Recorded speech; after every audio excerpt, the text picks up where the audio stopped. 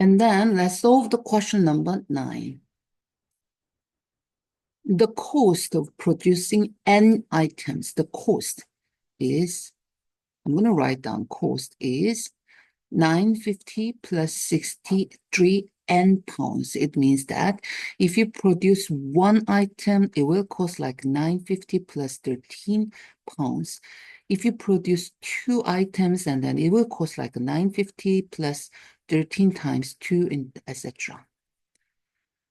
And the item can be sold for 280 minus 5n per item. So it's like this is a price. So if you try to sell one item, then the item price is going to be 280 minus 5, which is 275. If you try to solve two items, it's going to be 280 minus 10, which is 270 pounds. It means that the more items you produced, you can sell it with lower price per items. Understand? Okay, then the question is how many items can be produced and sold in order to make a profit the great, and actually in order to make a profit. Then the profit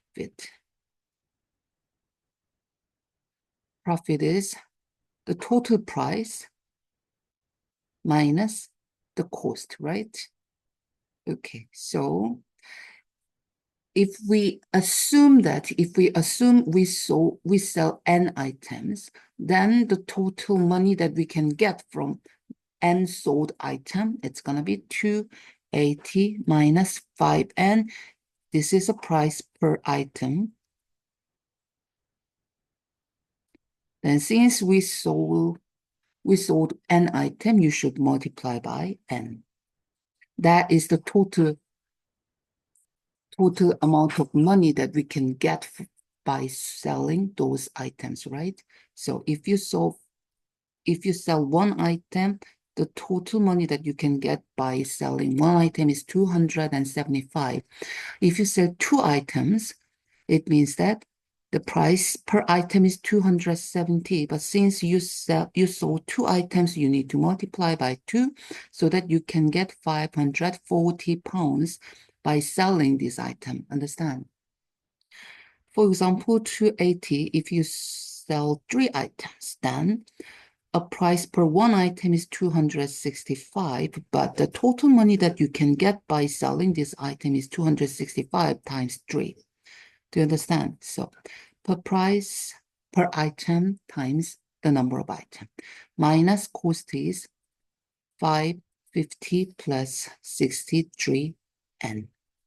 Then to make a profit means the difference between the total amount of money that you can get by selling these items and the cost is greater than or equal to 0,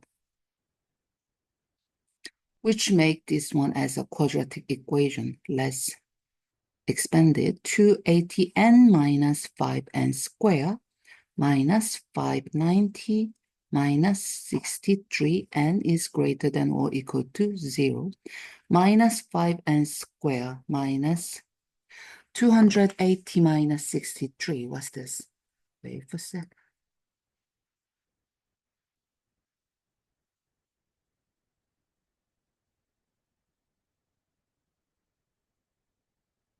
217n. Okay, and then minus 550 should be greater than or equal to 0. Then if you move all this term to the right side, because I don't want to handle the negative sign from the highest degree, then everything is going to be turned to positive. So 5n squared plus 270n plus 950, which is less than or equal to 0. So after you solve this question, this quadratic equation, you can get an either negative 17.26 dot dot dot or n equals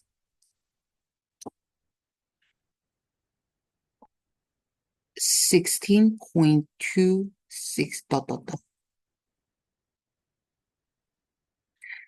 So since